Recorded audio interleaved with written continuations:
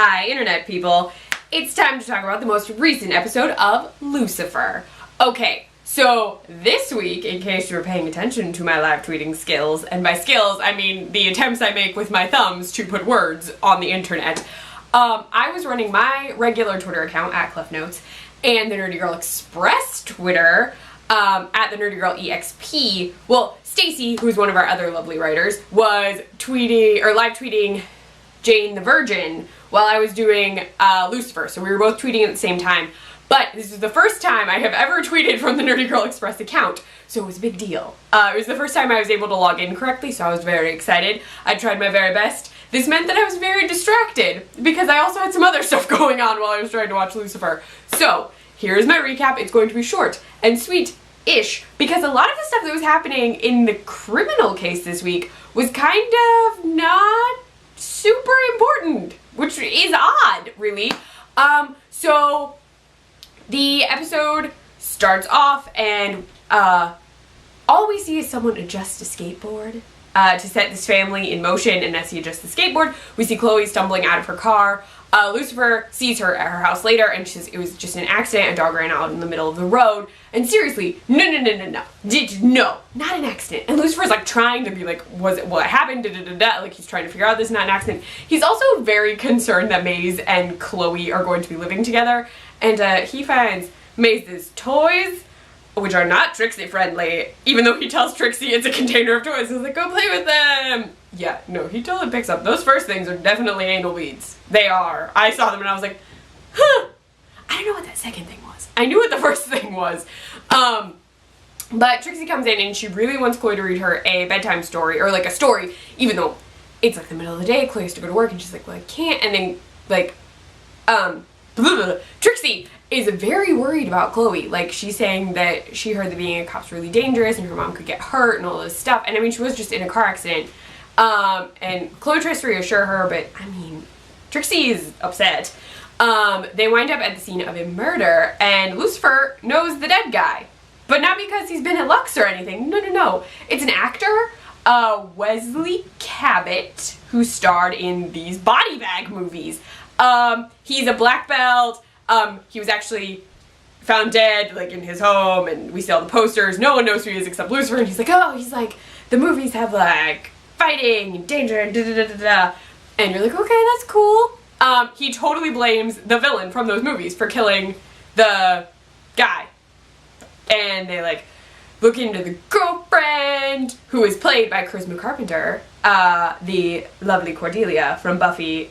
She's been in a number of other things, but a majority of my Twitter was like, Cordelia! Charisma Carpenter does not age, I don't think. She magic?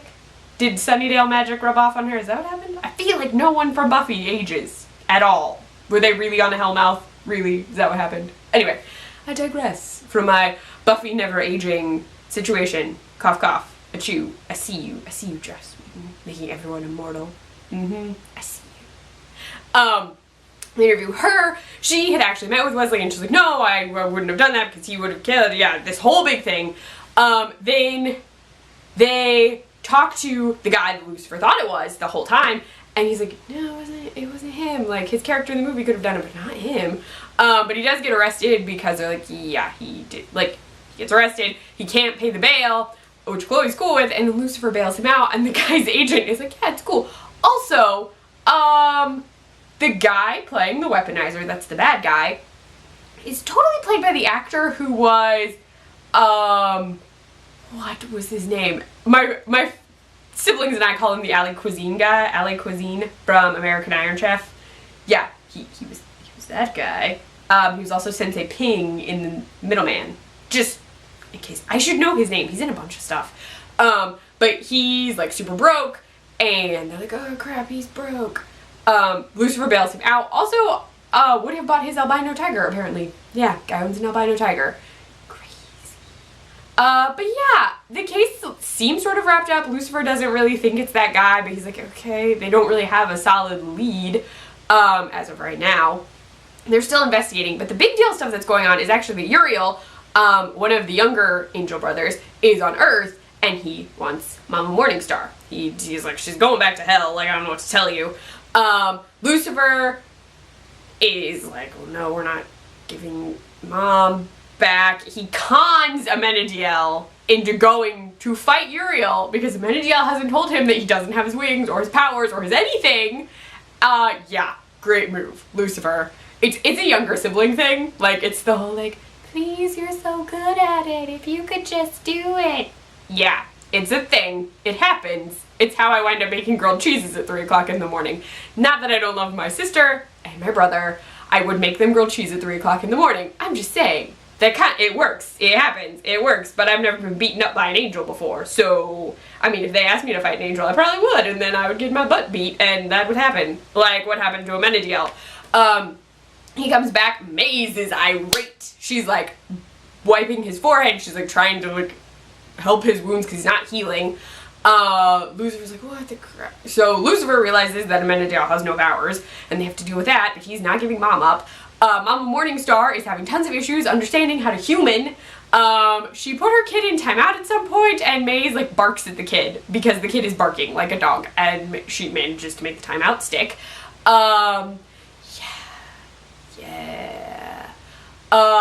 Lucifer is going to go deal with Uriel, but the only reason he winds up doing that is he actually thinks all of this is taken care of. He's like, yeah, it's fine, everything's cool. No.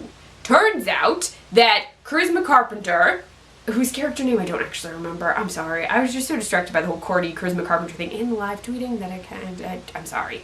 And the agent are totally in cahoots, because, yeah, no, there's money to be made from the whole action figures. They're action figures that make a lot of money, so they wanted Wesley out of the way.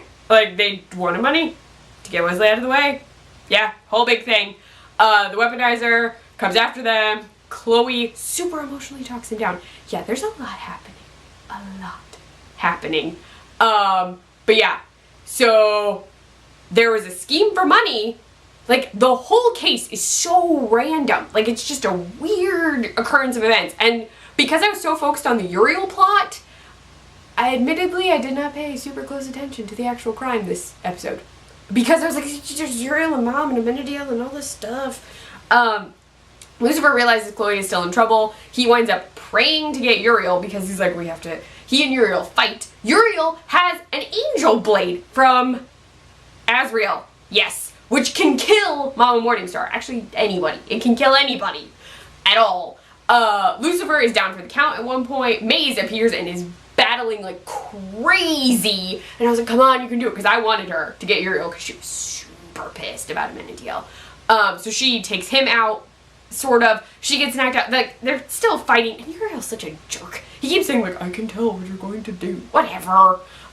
Then Lucifer gets back up and goes after him because he's about to kill Chloe, like push this thing, and it'll eventually kill Chloe in 48 hours, 2 days. Yeah. But Lucifer stabs him with the blade, which kills him, which Lucifer did not want to do. He's never actually killed one of his siblings. So he kills his own brother, and then, yeah, that's emotional. Chloe is finally with Trixie. They are reading Coraline by Neil Gaiman. This series is inspired by a character created by Neil Gaiman in the Sandman series. So it was a Neil Gaiman moment in a show based on a character created initially by Neil Gaiman. It's like meta Neil Gaiman right there. But then Lucifer goes to his mom, and like she finds out what happened, and the two of them are actually like super emotional. There's so much emotion in this episode. There's a lot, which is why I was so distracted from the actual criminal case. And I felt bad because I was like, I feel like this case is probably pretty cool, but I'm very interested in angel drama. I'm just gonna keep watching the angel drama. That was what happening. I'm sorry. I'm really sorry. Normally I'm more like in the zone when I'm watching, but there's so much live tweeting happening. It's really intense. But yeah, so I don't know what's gonna happen. Does God get upset if you just randomly kill an angel that was also trying to kill you? What happens? Does anyone know what happens? Is Amenadiel gonna get his powers back? What's happening? Like, I don't know what to do with Mama Morningstar because I don't trust her at all. I'm very worried that Chloe is still going to die. But I don't know if she, like, almost died because it was all Uriel or if God was doing anything. I feel like God's not actually doing anything. I feel like that was all Uriel. But I don't know. I'm not Uriel. I mean, I wouldn't want to be Uriel. I mean, he's dead. So no, thank you. But yeah, I don't know. There's a lot of stuff. And I feel like Amenadiel and Maze might be like repairing their relationship because of the whole like he was super injured thing. But there's a lot. Lucifer and Dan were totally bonding this episode, which is crazy. They both apparently like the body bag movies. It was crazy. It was weird. It was weird. But yeah, that was an intense episode. There was no Dr. Linda though. She is back next week, I think, if I read Rachel Harris's tweets correctly. She will be back next week, so I'm very excited. But yeah, no, that was nuts. I don't know what's gonna happen. I don't know. I don't know what God is doing. Is God just chilling? He has no idea what's going on. I mean, he knows that Morningstar got out. Is he just letting it like resolve itself? Letting the kids deal with it? So he's like, meh, it's fine, whatever. I don't know. There's a lot going on. I'm very worried for Chloe. I'm very worried about Lucifer. That's a lot this week. But anyway, it was an awesome episode, even though I was live tweeting like a fiend. Share your Lucifer comments below. What do you think is gonna happen? What do you think? I don't know. I don't know how Lucifer is gonna deal with this. I don't.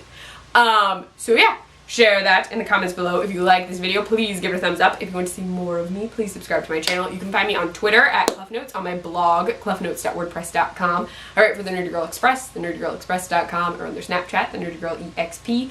And I post recipes on the iZombie support group site, iZombieSupportGroup.com. Bye, internet people.